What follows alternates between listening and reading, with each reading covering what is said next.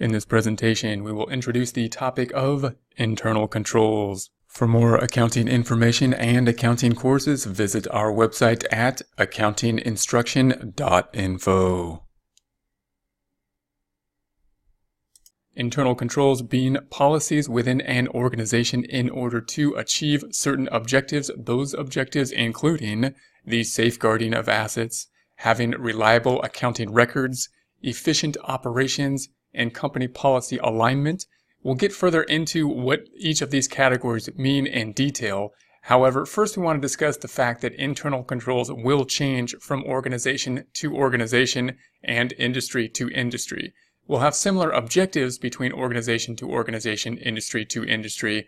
However, the customization of the internal controls will differ in order to have an optimal amount depending on size of company and type of industry. For example, a small company, often one run by one individual, will have very much fewer internal controls for multiple reasons.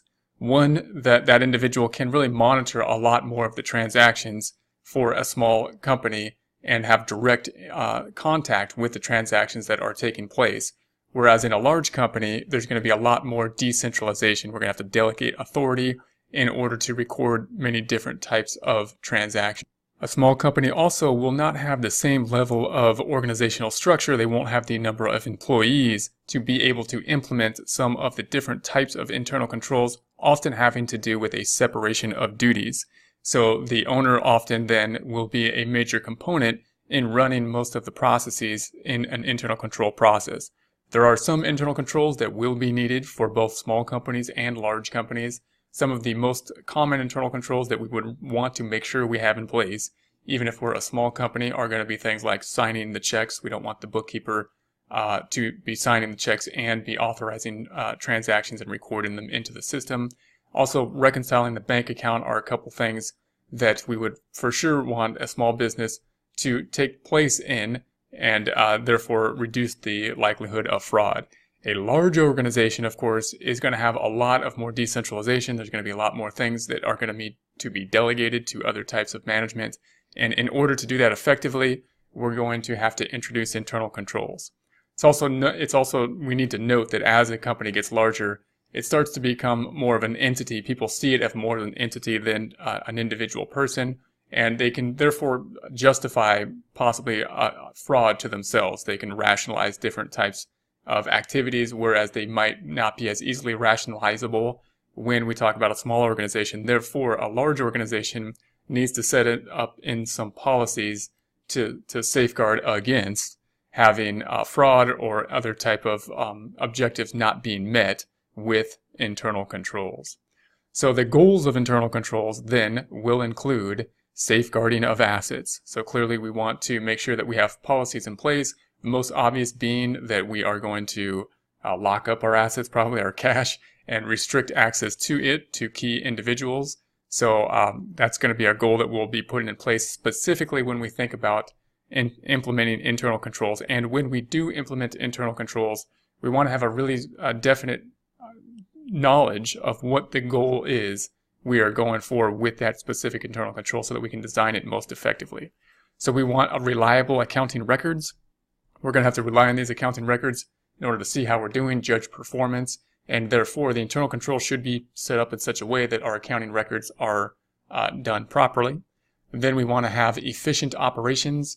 So the internal controls also can be set up, of course, in order to manage things better, in order to get the operations flowing better, in order to go through the processes more efficiently, and thereby having the business run more efficiently.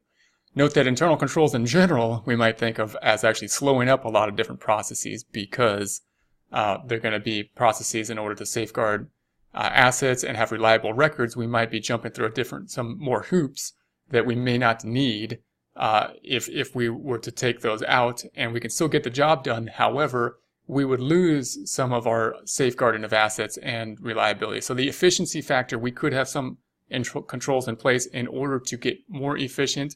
And other times, of course, in order to achieve other goals, we may actually be extending the processes that could go faster in order to achieve some of these other goals, like safeguarding the assets and reliable records.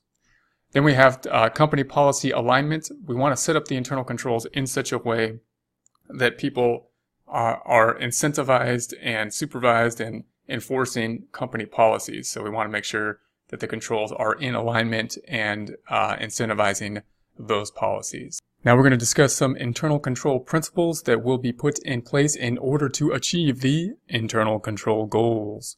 First principle, establish responsibility. This seems to be something that would be obvious, but it really is something that we want to make sure that we have some responsibility for the particular outcomes. If we do not assign good responsibility, then if the outcomes do not match what the expectations are, we won't know who to hold accountable, and therefore we won't be able to take any action. So being able to assign responsibility to particular outcomes is going to be key for us to implement controls and monitor those controls. We want to maintain records, and clearly the accounting is going to be important in terms of record keeping.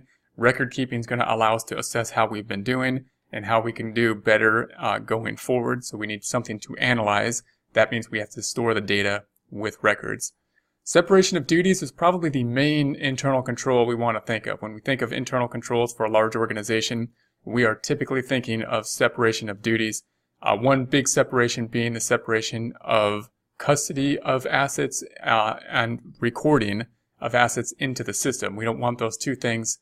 We want to separate them as much as possible so that someone couldn't, for example, steal cash and record the theft in the system at the same time. So the separation of duties in many different areas is going to be a key component of internal control, one we want to understand when applying an internal control system and when working within a system. Because this is one area where we might say, it would be faster if I could do this, and we need to realize that there's a reason we can't do those two things. That's part of the internal control system, and that's part of kind of the bureaucracy of as companies grow, they help us to safeguard assets, but they could also lead to more steps within a process. Then we're going to have technology controls. We'll talk a little bit more about technology type controls. As we get more technology, of course, the systems of controls will change, meaning we could separate duties a little bit more easily with different type of technology because the system will allow us to do that. We have less of a paper trail oftentimes, which is the records here, but we can also set up systems within our database system to have more of an audit trail, more of a trail of what is going on as well. So technical controls, then technological controls. And we want to have reviews. We want to go through the process. Once we have our records, once we have our information that we have done, we want to be able to go back to it and say, okay, how did we do? Let's review this process and see if everything is functioning as it should. So now we'll go through these principles in a little bit more detail. We've got the establishing responsibility, and that's going to be the idea that we want to make sure that one individual is assigned for particular information. So if it's the entering of the bills, we want to have an individual that is responsible for that information. If that is not being done, then we can assign responsibility and know who is responsible. This does get more confusing than we might think after time. We might say, what type of outcomes are people responsible for? And if we really dig down on it, we might start saying, there's more than one individual that is responsible for these outcomes. And therefore, when we look at the measurement, when we look at performance and we say, performance is lower than it should be in a particular area, if we don't have defined responsibility, then we won't be able to know who to go to in order to improve information. And we'll also have problems in terms of different people probably pointing fingers because to others because of this responsibility problem. If we assign responsibility, people feel more empowered over what it is that they're doing, and they feel empowered when things are going well as responsibility when things aren't going well to improve the information. Maintain records. Clearly, the record keeping is going to be important for many different reasons. One, we want to make sure that we're collecting the data so that we can go back and we can review the data that we are putting in place and see if everything is as it should be. And of course, if we don't have accurate records of what we have, it's a lot easier for theft to happen because we won't know of it as easily if we don't have the records to keep in place in order to detect problems. Good record keeping system using the double entry accounting system will also reduce greatly problems related to data input error, and that'll make our whole system work better, and that'll make it less likely that we will have problems, and be easier then to be able to have data that we can read and make decisions on in terms of financial statements.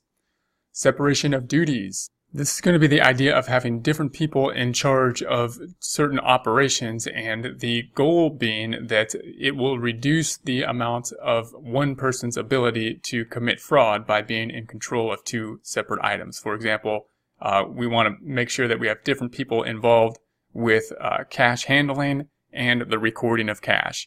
And if that's the case, then the person handling the cash knows that they can't really steal the cash without it being detected by the person recording the cash, and the person recording the cash doesn't really have an incentive to falsify the records in any way, because they don't have physical access to the cash to do that for. Now that of course means that these two could collude, and that becomes kind of a bad word in terms of internal controls, meaning they could get together and circumvent the system by colluding together in order to commit fraud. So that's going to be a danger of internal controls, which is inherent just within internal controls. And then we want to have reviews of the system. Now when we look at reviews of the system, we're really looking at, oftentimes, one of the goals is to see if there's compliance with the internal control system. Are we following all the steps? And there might be a lot of steps within a certain internal control process. And it could be the case where some individual might say, hey, I found a system that's faster to go from one to done pretty quickly. And now the reason, and you might have to explain at that point in the system, you want to have some outside person, maybe another internal auditor, someone not involved in actually processing the system, preferably, to go in and review the system. Because if we're in the system, we may not realize that, yeah, there might be a shorter way to do it, but by doing it in a shorter way, we're not achieving some of the goals that we were looking for in other capacities, meaning we're not safeguarding our assets as much as we could if we shortcut the process or something like that.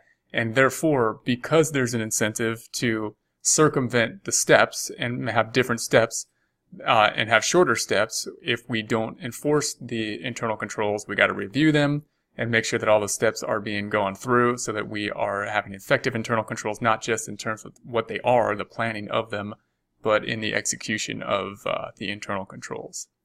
Technology and internal controls. Technology is going to have some pros and cons when it goes to internal controls. Obviously, we have more information. Being in a technical nature, we're doing less paperwork. The most common type of technology being the fact that we have all of our accounting information typically in some type of database program. One of the benefits to that is it's going to reduce fewer errors. We're going to have fewer errors as we put the information into a database program, because we're not going to have those errors with just adding and subtracting information. We could still punch the number in incorrectly, but hopefully the double entry accounting system will help pick up some of those errors, and we can do some other cross checks to pick that up. But just adding and subtracting types of errors or pulling one number from one column to another is something that a computer system will do and reduce the amount of errors in regards to those types of activities. More accessible information. Clearly, when we have the database program, we can pull up different types of information much easier. And the fact that we can do so means that we can go in and make reviews a lot more easy. If we go in to audit something, it's a lot easier if we don't have to go into paper files and pull out all the records and dig through a manual GL and a paper general ledger in order to find transactions. If we can go through there and pull in this information in a relevant format from a database program, that really helps us to be able to review information more often and more accurately. Changes in the audit trail.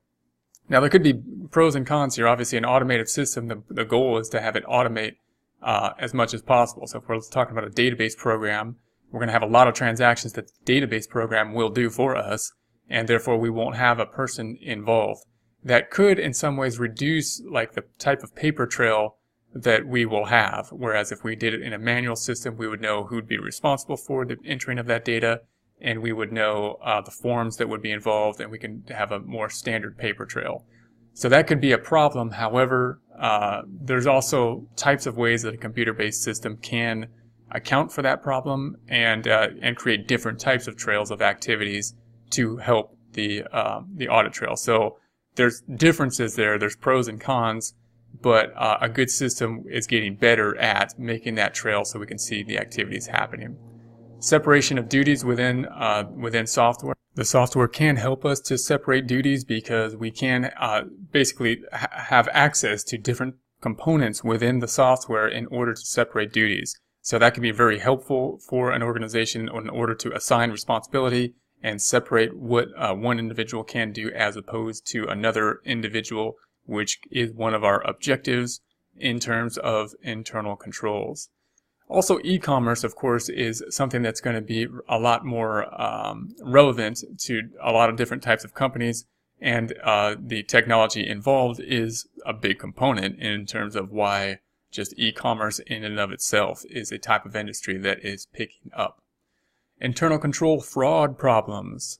Now, there's always going to be problems with internal control. There's always going to be some type of problem in the system. There is no perfect internal control system. In other words, no system that will totally reduce the ability for fraud to happen. What we can do is lessen the likelihood of fraud to happen. And we can do this a lot. We would think that most of the time we think of that fraud will be reduced if we just have better hiring tactics, if we hire better people. But there's actually a lot we can do within the system, within our company, in order to reduce the likelihood of fraud. And in order to do that, we first want to get an idea of what are the components of fraud, what makes fraud happen or more likely to happen. And the components typically would be opportunity, pressure, and rationalization. These are the three things that increase the likelihood of fraud. Opportunity, of course, means that there's an opportunity to, or at least a perceived opportunity, to commit fraud and not be caught from the fraud that would be committed. So if we don't have good internal controls, if we don't have separation of duties, then it may be possible for someone to do that, to actually commit fraud and have a low likelihood of being caught, and therefore that would increase the likelihood of fraud to happen. We need to safeguard that by, one, having the internal controls to make it more likely that a fraud would be caught, and two, be able to express that. People should know that within the system and know that, and therefore their behavior of fraud will be less likely. Pressure, obviously financial pressure being a huge component. If people are under financial pressure, they're much more likely to commit fraud. And we just need to, of course, in our internal controls, it's hard to know that of all of our employees, what type of pressure there is, but we can, within our system, be able to, have a better understanding of our employees and know what type of pressure and problems are involved. And the reduction of pressure will reduce the likelihood of fraud. And then rationalization, something that we all do. And note that rationalization is something that we typically do after decision making, meaning we typically make a decision and then rationalize the decision we made. And that's why fraud can escalate over time, because after an activity has happened, we'll rationalize it and make it probably more likely it could happen, or that same behavior will be done in the future. So if there becomes a culture of fraud or something like that, or a culture of not catching fraud or something, then it's likely that kind of culture can escalate to larger problems. Whereas if we are able to catch the fraud early, then we are going to have less of this rationalization within the company as a whole, and we're going to have less problems with it. So rationalization is going to be just inherent to people. When we have actions, we tend to rationalize it. How can we reduce that? Well, we can reduce, we can try to catch the fraud earlier through the internal controls and show the consequences of fraud, and thereby reduce the likelihood of catching it early, or reduce the likelihood of it going on for a while, and thereby allowing for rationalization to take place. For more accounting information and accounting courses, visit our website at accountinginstruction.info.